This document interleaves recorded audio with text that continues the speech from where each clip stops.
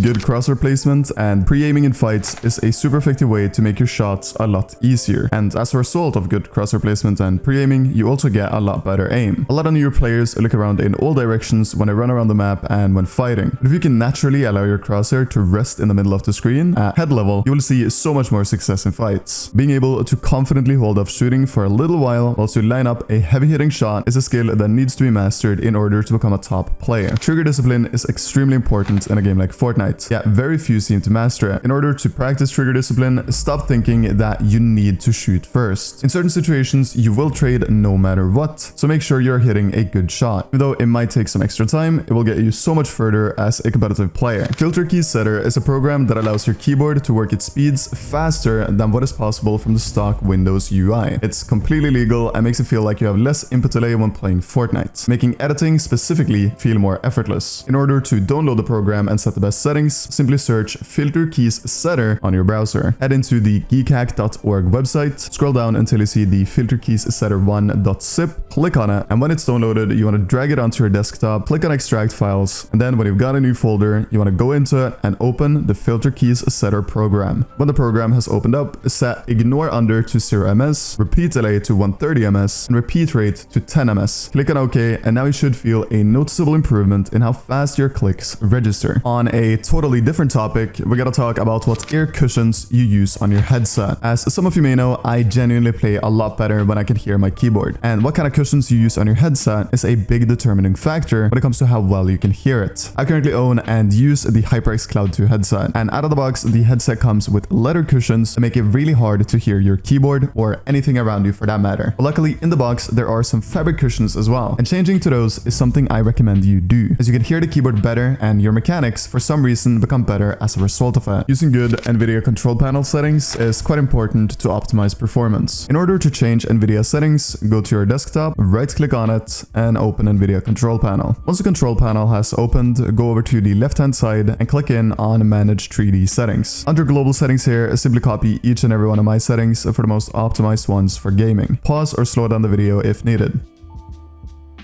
XMP is one of the most important performance enhancing settings you can turn on, and if you have the setting available, you absolutely need to turn it on. Now, turning on XMP is a little different to turning on most other settings for performance improvements, as you need to enter your PC's BIOS to access it. What I would recommend to all of you watching is pressing your Windows button and R and typing in msinfo32. And when the system information pops up, go down until you find baseboard manufacturer. Whatever this says, whether that be Gigabyte, Asus, MSI, or whatever, simply use that to search up how to turn on XMP on Gigabyte motherboards or Asus or MSI. You get the drill. This way you will find a super easy to follow tutorial on how you can turn on one of the most important settings in all of Fortnite. I do need to note that not everyone will have this setting available, but I can confidently say that most of you will, and turning it on can actually change your career because of how much better it will make your game feel. On the topic of performance, we also need to talk about ISLC. ISLC is something every PC Fortnite player should have installed. The program is specifically designed to help fix stutters by automatically shutting down background processes that takes a lot of memory, causing your PC to run far from optimized. In order to download and set up ISLC, simply go to Google and search for ISLC download. Head into the Vagnardsoft website and make sure you scroll all the way down until you see official download here. When the program is downloaded, drag it onto your desktop and right click and extract files. When the folder has been extracted,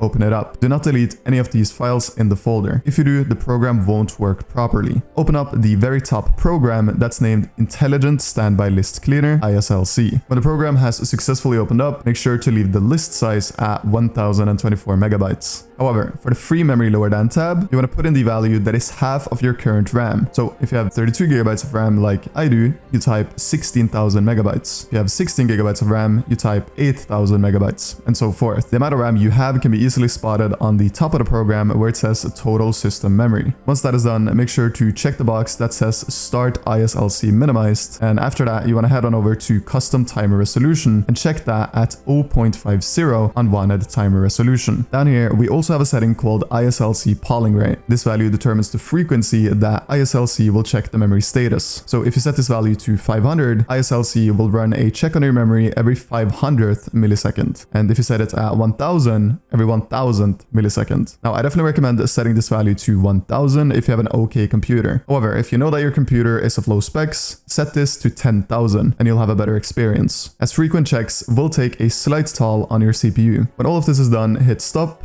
then start and purge standby list. Minimize the program and start playing at improved performance. If you ever feel as though you want to stop ISLC, simply go down to the bottom right corner here, right click and exit. On another note, I wish somebody had told me about the gray lines of the edit menu. These lines are the best indicator to use when you're practicing your movement and peaks. For the longest time, I didn't even know these lines existed, and it's made it hard to build a muscle memory that had perfect peaks, because I had no way to consistently practice making great peaks. When I noticed these gray lines, I started very slowly practicing making perfect peanut butter peaks and perfect window peaks specifically. The reason I had to play slowly was because my previous muscle memory was extremely flawed, and it told me to confirm the edit way earlier earlier than optimal. In other words, I had to rebuild my muscle memory. This was a process that took weeks, but free building and thinking about my movement using the gray lines was what exponentially ended up improving that very skill for me. This is what a drop map looks like. The markers you see on this map are indicators of where you should glide, and let your glider auto-deploy to get the perfect glide to your drop spot every single game. If you're serious about succeeding in competitive play, you need to make a drop map. You can also buy one, but I highly recommend spending some time testing out markers until you have enough of them to make a solid drop map yourself. The way you test and place markers is by playing pubs and using the website Fortnite.gg. If you want to land tilted, for example, you think, where's the lowest point I can deploy my glider? Let me try deploying my glider over here in the water first. If that gives you a drop that is too low, you find a spot that is slightly higher to deploy your glider at. This may sound like a lot of work, but after you've done your first drop map with 10 to 15 markers, it will become infinitely easier the next time you do it as well, regardless of spot on the map. When you land, don't instantly tunnel vision on eliminating other players out of the air, even though you will have a better glide than everyone if you follow the previous tip. If you're contested by more than one person in solos or by more than two in duos, you shouldn't think about getting elims out of the sky. You should think about how you can set yourself up to have an advantage in the potential fight that's about to happen. If it's one player or one duo only, tunnel vision all you want on getting them out of the air. However, every second matters in an off-spawn fight. So if you waste, say, 10 seconds trying to fry someone out of the air, that will give your opponents a lot of time to get loot and mats before you. When you're double conned off-spawn, focus on being super fast at looting. The best way to make sure that you don't waste any time is by having a pre-planned loot route. Now, having a loot route is definitely more important than having a pre-planned farming path. But if you play to become one of the best, I also recommend making a farm route where you can, as effectively as possible, get mats very, very fast. When I started playing Fortnite, I was playing on 400 DPI, but little did I know that going up to 1600 DPI would make my mouse movements a lot smoother instantly. As soon as I went up, it was easier to build, edit, and aim, as 400 DPI was, and still is, way more choppy. A lot of you watching are probably playing on 800 DPI, and although 1600 is smoother than 800, the difference won't be as big as going from 400 to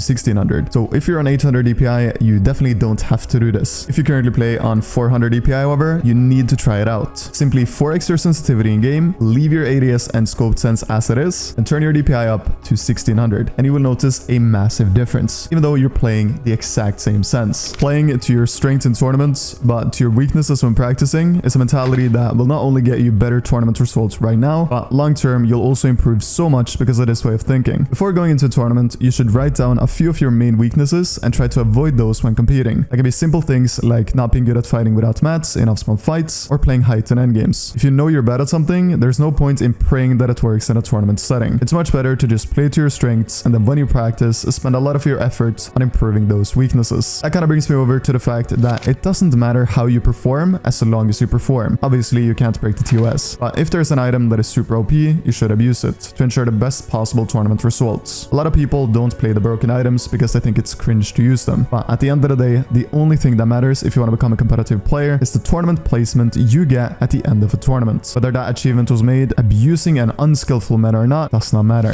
Dust is a performance killer in terms of FPS, and if your PC has a lot of dust around and in it, chances are your components will overheat and the airflow in general will be very bad. Taking some time every month to remove dust from and around your computer is a very small effort to make for potentially a very big performance increase. On the same note, every month you need to clean your monitor screen. Your monitor not being crystal clear can have a negative impact on how you play. To clean your monitor, simply unplug the monitor from all power. Then bring out a microfiber cloth. Don't use any paper towels, as this will leave small scratches on the monitor. Make the cloth damp and clean the screen from top to bottom. Do this minimum once a month. Sonor's 1v1 to 4v4s has created more successful careers than I can count, and for good reason. To play Sonors at a high level, you have to have good mechanics, good aim, and you have to be aware. If you struggle with any fundamentals, grinding Sonors is probably one of the better ways you can spend your time. Additionally, if you can keep playing against better and better players as time goes on, this is a very effective way to use your time for improvement. I wish I grinded Sonors from when it first came out, because it really does create some of the best fighters. Thinking about Fortnite when you're not on the PC is what makes a lot of professional players. Now, this might sound extremely weird for a few of you, but a lot of good players think about Fortnite and mistakes they make in ranked, tournaments, or even creative when they're not on the PC. You gotta remember, if you want to make it professionally in Fortnite, you're competing with millions of others, so you gotta be obsessed with improving. Good players reflect upon what they can do better when they're at school, in bed, or even when eating dinner. This will of course have a positive effect on their skill level, and if it's a dream of yours to become a professional in either sports or esports, I can recommend adapting this same mentality. On a bit of a harsher note, we gotta talk about how nobody cares about your circumstances. This might sound very mean, but nobody cares if you play on 60 FPS and 150 ping. thing, or if you play on a broken keyboard. Nowadays, people are so quick to undersell themselves because of their circumstances. I see this all the time on Twitter, Twitch, and even occasionally in my comments. People that are under bad circumstances waste their time complaining about the situation they're in, rather than actually doing something about it. Complaining isn't gonna get you anywhere. That is the sad reality. And the sooner you can realize that, the sooner you can actually progress as a player. Making an endgame plan so that you know what to do when you find yourself in endgames is really important. A lot of you guys watching probably have all the needed skills to become really good, but you might lack structure if you haven't already gotten some great placements. Making a plan for first, second, third, and final moving is a good idea, and something a lot of professionals do. An example for a super basic endgame plan is to play first moving, staying frontside, and then when the second moving pulls, start getting full awareness over height, seeing if it's possible to get it or not. Based on information you get in your game, you either full commit to going for it, or you fully let it go and play another way for the remaining 2 moving circles. Naturally, you can make it as simple or advanced as you want, but having a little bit of a plan will more consistently get you great placements in your individual games. One thing I really wish somebody gave me years ago would have been a prioritization list for what to spend my time on when practicing. So let me be the one to give you guys exactly that. Over anything else comes playing no zone rule customs against good players. I'm talking Noble 24/7, Noble Div 2, and Noble Div 3, or Vital Scrims for NAC. Below that comes playing creative against really good players. Zone wars, realistics, build fights, doesn't matter as long as the opponents are good. Ranked comes in under that again. W King in ranked is quite effective if you have a lot of time to play. But customs and creative against good players just gives more improvement for the time put in. And at the very bottom comes playing creative against bad players. This will actually just make you worse, as they'll allow you to make bad plays and you'll still win against them. They won't be able to punish your mistakes, and for that reason it's just a full-on waste of time if your main priority is improvement. Every now and then, fully factory resetting your PC can be a lifesaver, and it's something I recommend each and every one of you to look into. If you have fast internet, the entire process can be done in around 1 hour, and it can be the world of difference when it comes to performance. Fortnite is extremely CPU based, so considering overclocking your CPU could be a good idea. Now, a lot of people think that overclocking your CPU is super risky business, but nowadays that really isn't the case. If you overclock your CPU, the biggest risk is that your CPU temp will go up quite a bit, and you might get unstable performance if you set the clock too high. If this is the case, you can simply turn back how much you've clocked your CPU. Of course, how high the temp goes also depends on what kind of cooling you currently have. Cooling is super important. I do need to note that there is a 1 in a million possibility that your CPU could get fried, but that is almost impossible. The cons are honestly that your computer will use more power, so that your electricity bill might go up a little bit. It voids the CPU's warranty to overclock it, so keep that in mind, and it will cause a reduction in your CPU's lifetime. Do your own research, but all I'll say is that I will never have a CPU that is not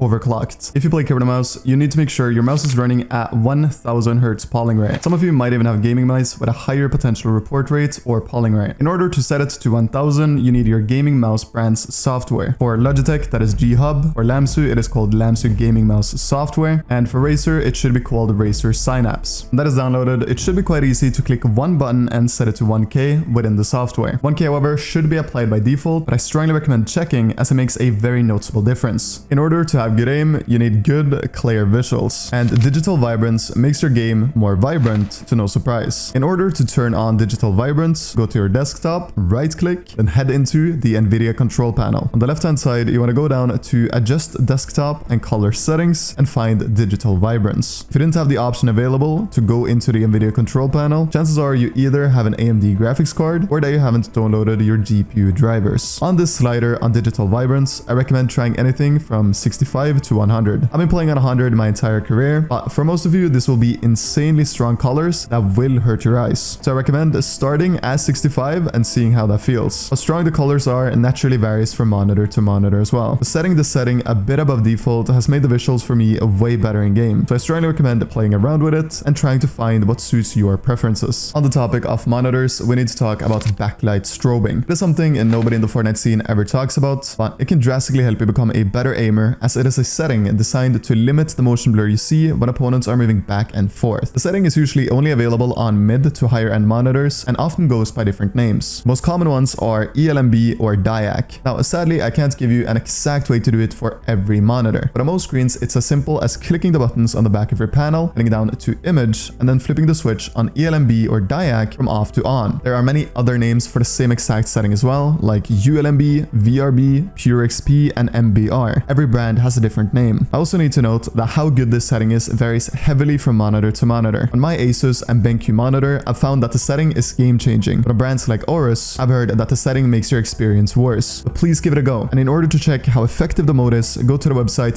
testufo.com/ghosting and watch how clear the UFOs are with the setting turned on or off. Trust me, you want to look into this and try it for yourself, because it can make the game noticeably easier. If your monitor becomes a lot darker when you turn the setting on, just know that that is completely normal and it happens for everyone. Queue timing is something I wish I mastered earlier. Knowing when to queue in tournaments can make your placements so much better. Late starting is obviously one way to time your queues to make your tournaments easier, and it is a super good strategy. But what I wish somebody told me earlier was just how much easier it is to place well if you queue into your final game when there's 17 minutes remaining to queue off a tourney. Queuing at this time gets you into a W key game, and playing this out is a cheat code to get way better placements, because many in that lobby will just W key and leave when there's 5 minutes remaining of queues. Grinding and not seeing a lot of results is really annoying. But what I wish I knew sooner is that Fortnite is a game where you need to just trust the process. If you actively play tournaments and grind on the side, one day you will qualify, or one day you will earn, and that will be the turning point. Up until then, it's all about just putting in the work and staying at it regardless of results. First time qualifying or the first earnings are undeniably the hardest part. I know it can feel demotivating to get worse placements than you expect, and it's crazy to say it, but the difference between a top 100 placement and a top 3000 placement isn't all that much. And if you stay consistent over time, you will get there. All you need to do is trust the process. Changing the skates of your mouse is something rarely thought about, and it's understandable to a certain extent, as most mouse feet that come with new gaming mice nowadays are pretty solid. However, if you play on keyboard and mouse, I recommend asking yourself, how does it feel when you glide your mouse around the mousepad? If it isn't buttery smooth, I would strongly recommend looking into getting a new pair of glides. Or even better, if you still have the box of your mouse, chances are there are some extra skates in there. Guys, that will be it for this week's episode. This one took an unhealthy amount of time to make, so consider dropping a like and a sub if you found it enjoyable. And make sure to check out Gear Up in the description and the pinned comment if you're struggling with your ping. Other than that, I will get to work on next week's video right now, so hope you all have a wonderful time until then. Appreciate you all so incredibly much. Thank you for watching.